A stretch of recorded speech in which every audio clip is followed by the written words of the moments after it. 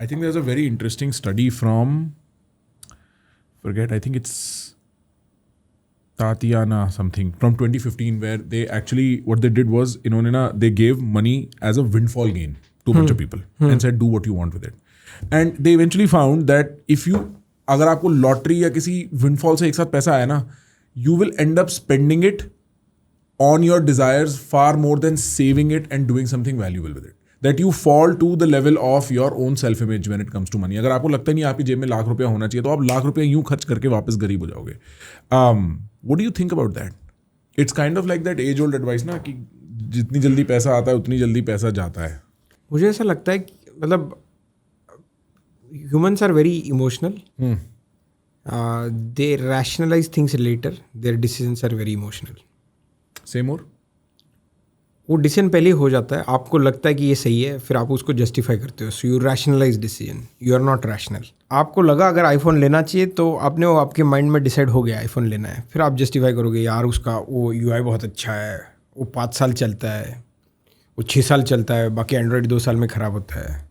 हालांकि वही बंदा वापस 2 साल में नया आईफोन लेगा, बट ये सब रैशनलाइज कर रहा है उसका माइंड. उसका चॉइस तो इमोशनल है, right. All major humans are emotional, biological human में. तो उसमें ना कुछ डिसीजन पहले ही रैशनली हो जाता है, इमोशनली हो जाता है, फिर आप उसको रैशनलाइज करते हो, लॉजिक देते हो. जैसे ये फ़ोन खरीदना, शूज़ खरीदना, राइट. तो you will try to ascribe value to it. For example sneakers में लोग बोलते हैं कि ये मैं 10,000 में खरीदा, 12,000 में बेचूंगा. Very few people actually do it, but that's how you are rationalising buying that 10,000 का स्नीकर और 50,000, whatever it is that, right. तो अगर पैसा मिला, वो आपको लगा लॉटरी से मिला है, तो आप सबकी डिज़ायर वही रहेगी कि मुझे इंस्टेंट ग्रेटिफिकेशन चाहिए.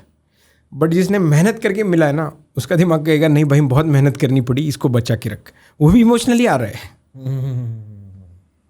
राइट. वो दोनों तरफ है इमोशन ही. हाँ. अब वो दोनों रैशनलाइज करेंगे कि पैसा बचा के रखना चाहिए या पैसा खर्च करना चाहिए. There was a very famous book back in the day.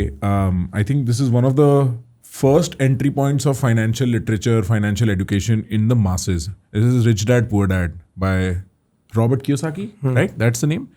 And us book ka, I think the highlight feature of that book is that there is a difference between a rich mindset and a poor mindset. If I put it very simply.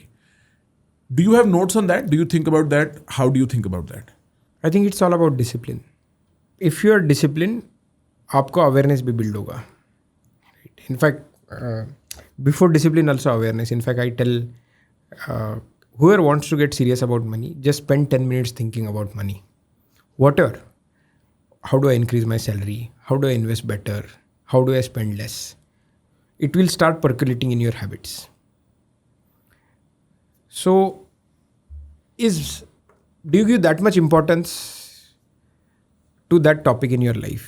If you give, you will start making efforts without thinking about it. Right. मतलब subconsciously also. तो मुझे लगता है कि वो mindset shift होता है कि रिच डैड पुअर ऐसे it is not static. I have seen many people who are very reckless spender getting very disciplined. And is there generally event that many times event.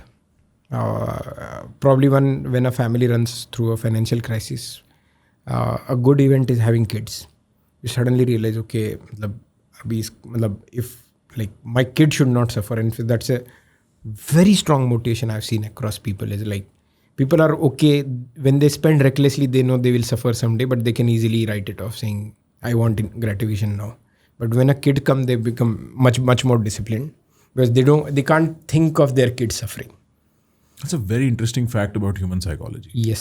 कि मैं खुद दर्द ले लूंगा, भाड़ में गया है, मेरे बच्चे को नहीं होना चाहिए. नहीं होगा. एंड मेरे बच्चे की motivation produces a lot more action than motivation for self. हाँ. यस. एंड अगेन इमोशनल है. मतलब वो फाइनली स्टार्टिंग पॉइंट आपका इमोशनली होता है. तो some event which pinches you very, ये किसी ने आपको हर्ट कर दिया, आपके पास पैसा नहीं था इसलिए, राइट. और कॉलेज में भी हो सकता है. लेट से आपके दोस्त ट्रिप पे जा रहे थे, फॉरेन ट्रिप पे, आप नहीं जा पाए क्योंकि घर वाले ने बोले पैसे नहीं है. कहीं इमोशनल दर्द होता है ना, दैट ब्रेन में वो दर्द को प्रोसेस करते टाइम ये सब होता है. या जॉय, एक्सट्रीम जॉय, जो बच्चा होता है तो like, but there is some event और सम, ऐसा तो कभी मैंने देखा नहीं है कि लोग रैशनली बैठ के ऐसे बैठ रहे थे, कुछ नहीं हुआ और सोचने लग गए यार I have to get serious about money. There is some starting point कि कोई सीरीज देख ली, वेब सीरीज जिसमें कुछ हुआ था, if not in your own life, second hand friend का देख लिया, किसी का देख लिया, and that's generally a starting point.